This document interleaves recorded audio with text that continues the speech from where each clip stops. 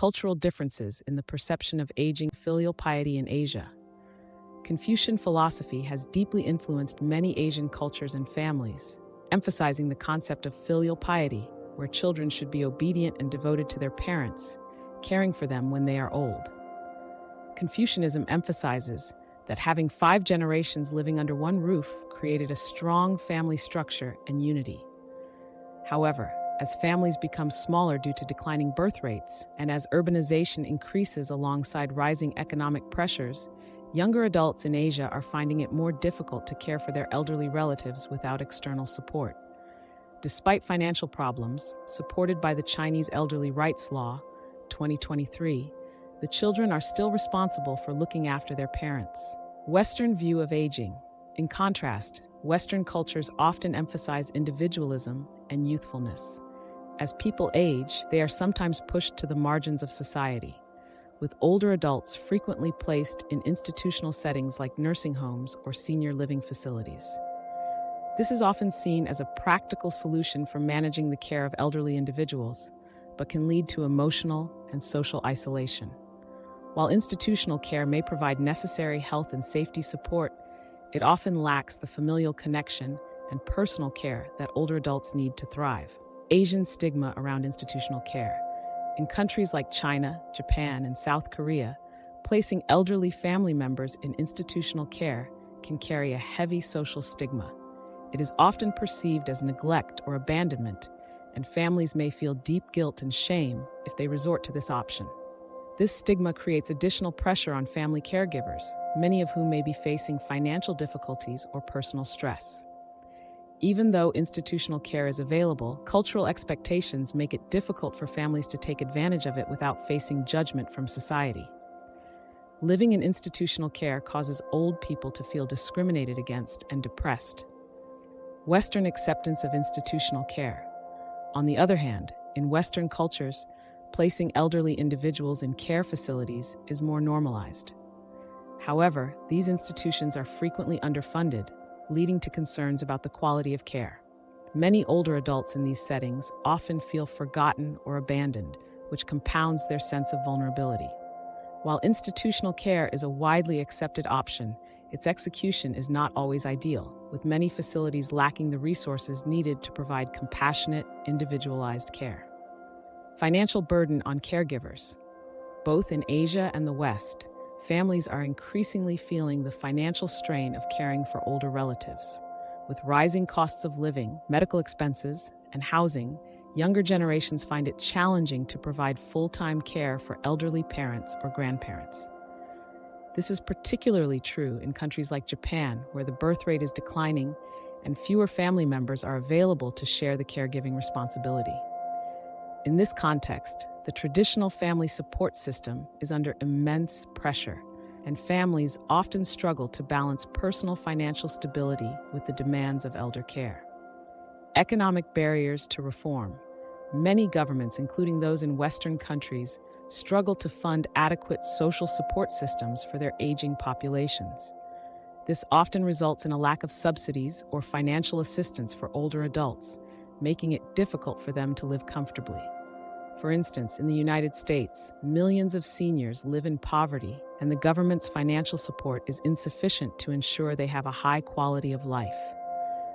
This economic reality hinders the development of sustainable and effective aged care systems that would support both family caregivers and elderly individuals. Home and community-based care in Asia.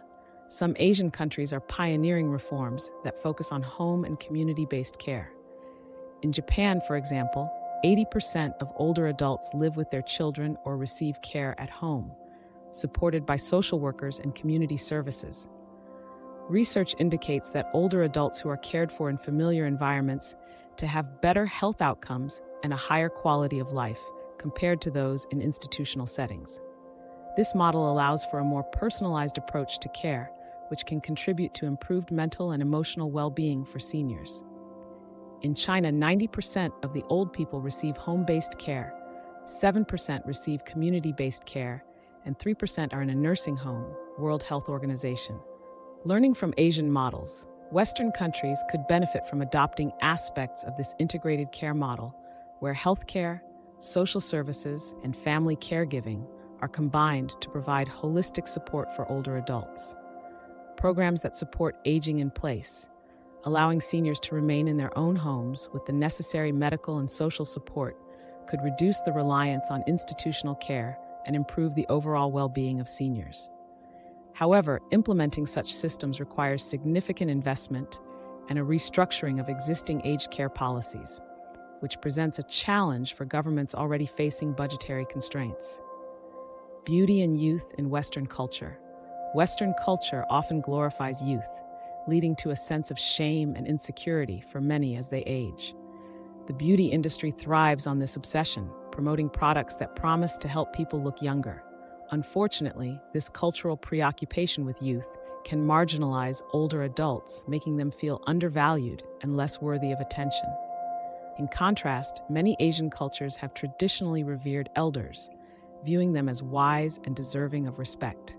However, even in Asia, modernization and shifting family structures are changing these attitudes. In a few places, some of the same pressures of youthfulness emerging. Addressing ageism, a cultural shift is needed in the West to celebrate aging as a natural and valuable phase of life, rather than something to be feared or hidden. Governments and organizations could help change this narrative through public awareness campaigns, media representation, and policies that promote the inclusion and dignity of older adults in all areas of society. This shift would not only improve the self-esteem and emotional well-being of older people, but also encourage younger generations to value the wisdom and experience of their elders. Abuse and neglect. As highlighted in Mayumi Hayashi's research, neglect and abuse of vulnerable older people remain serious issues, even in countries like Japan, which is often praised for its aged care system. Elderly individuals who are isolated or placed in underfunded care facilities are at risk of neglect, and this issue extends beyond cultural borders. Governments must implement strict regulations and oversight to prevent such mistreatment and ensure the dignity of older adults. In both Asia and the West, more must be done to safeguard the well-being of elderly populations, particularly those in vulnerable situations. Conclusion. Governments worldwide face complex challenges in addressing the aged care crisis, but they can certainly learn important lessons from both Asian and Western practices. Asian countries, in particular, offer valuable insights into integrated health combining family-based care and social services, which can enhance the quality of life for older adults. In many Asian cultures, the elderly are highly respected and regarded as wise. For example, bowing as a sign of respect is common in Korea, and Japan even has a holiday dedicated to honoring older people. However, economic pressures, shrinking family sizes, and the stigma associated with institutional care pose significant obstacles to adopting these models globally. In Western countries, improving government support for older adults, reducing the reliance on institutional care, and combating ageism are all critical steps toward creating a more supportive and inclusive environment for the elderly. Changing the narrative around aging, from one of decline and exclusion to one of respect and vitality, will be essential in addressing the emotional, social, and economic challenges that come with growing older.